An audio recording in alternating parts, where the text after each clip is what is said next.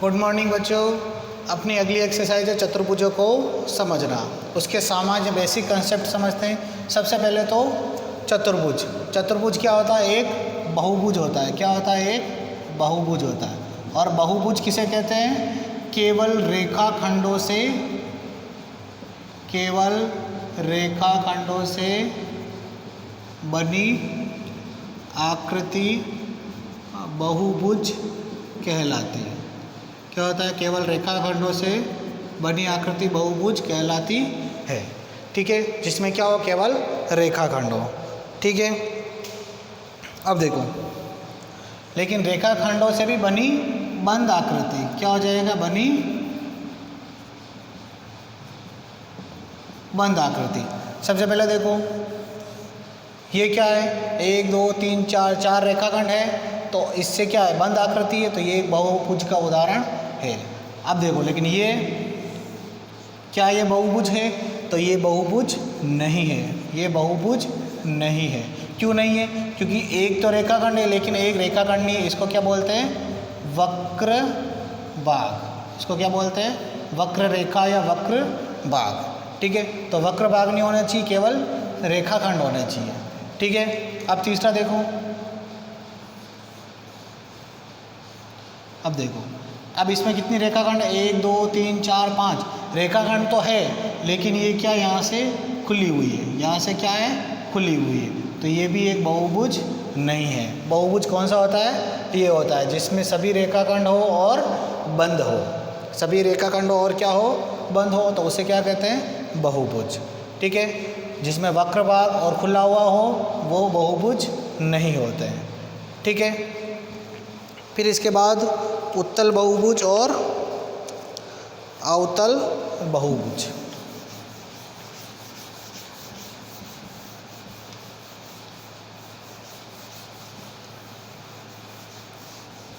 उसके पहले देख लेते हैं विकर्ण। क्या देखते हैं? विकर्ण। अब विकर्ण देखो, जैसे ये एक आयत भी क्या है? एक बहुभुज है। ठीक है, आयत भी क्या है? एक बहुभुज है। 4 रेखाओं से घिरी बंद आकृति आयत। और आयत किसका उदाहरण है? चतुर्भुज का। और चतुर्भुज किसका उदाहरण है? बहुभुज का। तो आयत में विकर्ण क्या होते हैं? ये आमने सामने वाली भुजाओं को, ये शीर्षों को मिलाने वाला रेखाखंड। तो इसमें विकर्ण कितने हो गए? 2 विकर्ण। विकर्ण कितने हो गए? 2। ठीक है, अब विकर्ण की परिभाषा क्या हो जाएगी? किन्हीं 2 शीर्षों। अब शीर्ष भी कौन से होने चाहिए? आसन्न शीर्षों को छोड़कर।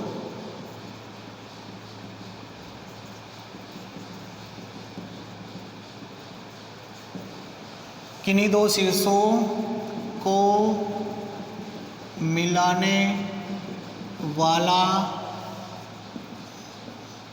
रेखा खंड क्या कहलाता है? विकर्ण कहलाता है।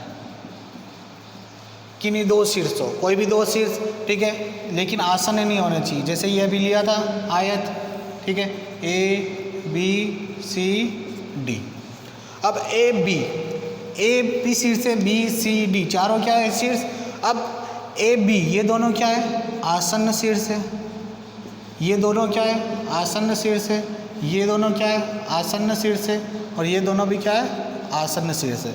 जो पास होते हैं वो क्या होते हैं? आसन्न शीर्ष। अब इसको और इस शीर्ष को मिलाने से कोई मतलब ही नहीं, क्योंकि ऑलरेडी मिले हुए हैं। तो आसन्न शीर्षों को छोड़कर, अब इसका आसन्न शीर्ष B भी है और D भी है, तो इसको और इसको नहीं मिलाएंगे, बचा क्या? C। तो इसको मिला दो, तो एक विकर्ण ये। ठीक है, फिर B के लिए C और A, इसको मिलाने से मतलब है नहीं, ये हो जाएगा D। फिर C के लिए B और D को, और A से मिला हुआ है। फिर D के लिए A और C को छोड़कर B से मिला हुआ है। तो इस प्रकार से इसमें विकर्ण कितने हो जाएंगे? 2। विकर्ण कितने हो जाएंगे? 2। ठीक है, ऐसे नहीं कि 2 बार आए तो ये 4 हो गए। 4 नहीं, विकर्ण तो केवल कितने? 2। अब ज्ञात करने का सूत्र क्या है? विकर्णों की संख्या। विकर्णों की संख्या ज्ञात करने का सूत्र क्या है? n × n - 3/2।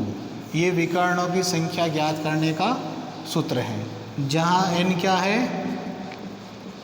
भुजाओं की संख्या। n क्या है, भुजाओं की संख्या। भुजाओं की संख्या कैसे, जैसे इसमें ये आयत है, आयत में कितनी भुजाएं, 4 है। अब देखो इसको ज्ञात करते हैं विकर्ण की संख्या। तो विकर्ण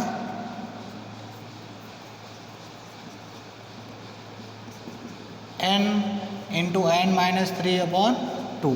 n कितना है, 4 है। n बराबर कितना है, 4 है। तो 4 इंटू 4 माइनस 3/2। तो 4 में से 3 घटाएंगे, कितना आएगा, 1/2। तो 4/2 कितना हो गए, 2 विकर्ण। कितने आए थे, 2 विकर्ण आए थे। तो ये विकर्णों की संख्या कितनी हो गई, 2। ठीक है। उसी प्रकार यदि 5 हो, n बराबर कितने हो, 5। n बराबर कितने हो, 5। तो क्या हो जाएगा, n इंटू n माइनस 3/2। तो n कितना, 5 इंटू 5 माइनस 3/2। तो 5 इंटू 5 माइनस 3, 2/2। 2 से 2 कट जाएगा, कितने, विकर्णों की संख्या कितनी हो जाएगी, 5। n बराबर यहाँ 5 यानी पंचभुज। n बराबर 5 यानी क्या हो जाएगा, पंचभुज। तो पंचभुजों में विकर्णों की संख्या कितनी हो जाएगी, 5। ठीक है। तो ये विकर्णों की संख्या के लिए। ठीक है।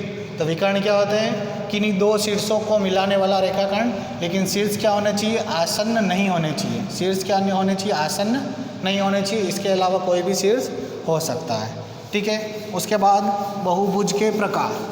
उसके बाद बहुभुज के प्रकार। अगला है बहुभुज के प्रकार। ठीक है। कितने प्रकार होते हैं, 2 प्रकार होते हैं। एक होता है उत्तल बहुभुज और एक होता है अवतल बहुभुज। ठीक है। एक तो हो जाएगा उत्तल और एक हो जाएगा अवतल बहुभुज। ठीक है।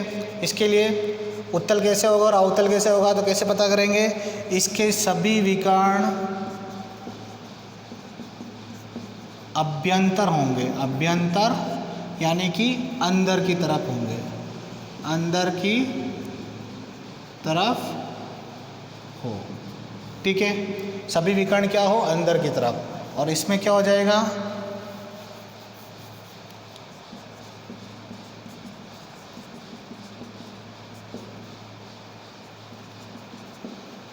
इसमें क्या हो जाएगा, कोई भी एक विकर्ण, कोई भी एक विकर्ण बाहर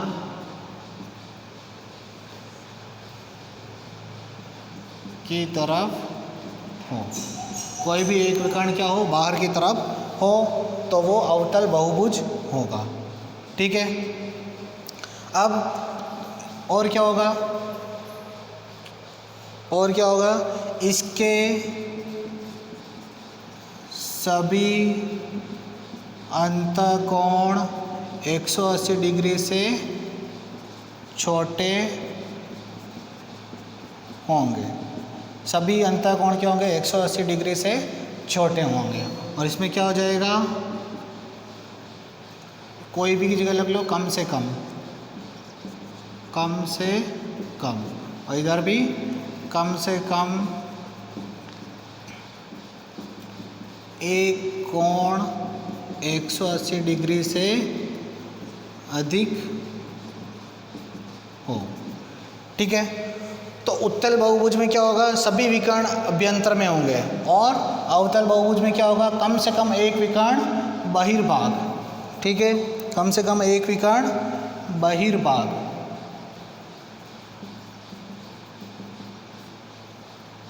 या बाहर की तरफ हो। ठीक है। और दूसरा कंडीशन क्या होगी, इसके सभी अंतःकोण 180 डिग्री से छोटे होंगे और इसके कम से कम एक कोण 180 डिग्री से अधिक होगा। ठीक है। अब देख लो एक पंचभुज, देखो जैसे, अब देखो इसके यदि विकर्ण खींचे, इसके यदि विकर्ण खींचे, एक विकर्ण तो ये यहाँ से खींच रहे और एक विकर्ण ये रहा, क्योंकि ये और ये तो क्या, इसके आसन्न शीर्ष। अब इसके अलावा कौन सा, ये और ये, तो इससे मिला दिया। इसके लिए देखो, इसको और इसको छोड़ के एक तो ये हो जाएगा और एक ये हो जाएगा। ठीक है, तो कितने हो गए? 1 2 3 4। ठीक है, अब देखो इसके लिए ये शीर्ष और ये शीर्ष तो आसन हो गए, तो इससे मिला देंगे और इससे तो ऑलरेडी ये मिला हुआ है ही। ठीक है, और फिर इसके लिए ये दोनों मिले हुए हैं और इसके लिए भी ये दोनों मिले हुए हैं, इससे मिला हुआ और इससे भी मिला हुआ है। तो इसमें क्या है? सभी विकर्ण क्या है? अंदर की तरफ। सभी विकर्ण क्या है? अंदर की तरफ। और कम से कम ये सभी अंतःकोण 180। अब इसको भी नापेंगे तो क्या होगा? 180 से कम हो। 180 क्या होता है? ये होता है। 180 क्या होता है? ये होता है। इसके छोटा ही है तो ये क्या होंगे? 180 से छोटे। ये भी क्या होगा? 180 से छोटा। ये भी क्या होगा? 180 से छोटा। ये भी 180 से छोटा। ये भी 180 से छोटा। ठीक है, यानी कि सभी कोण क्या होंगे? 180 से छोटे। अब अवतल के लिए क्या होगा? इस प्रकार से आकृति बनेगी। इस प्रकार से आकृति बनेगी। जैसे ये बनाया,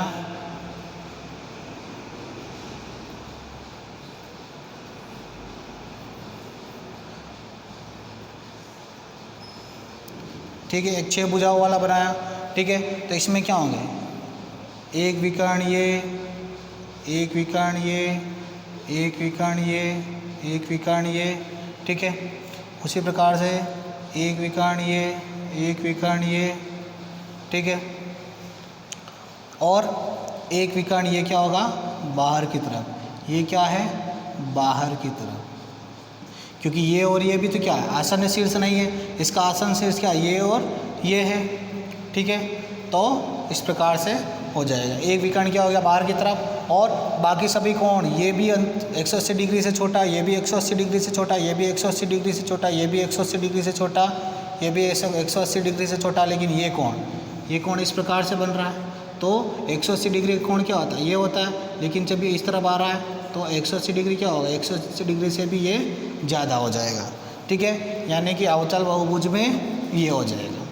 ठीक है, तो ये बहुभुज के 2 प्रकार होते हैं। ठीक है, फिर अगला देखो और चीज़ बहुभुज के अब माप के आधार पर। ये तो किसके आधार पर थे? विकर्ण के आधार पर। अब ये माप के आधार पर 2 होते हैं। ठीक है, माप के आधार पर। ठीक है, एक होता है समबाहुभुज और एक होता है विषम बहुभुज। एक तो क्या होता है? समबाहुभुज और एक विषम बहुभुज। समबाहुभुज में क्या हो जाएगा?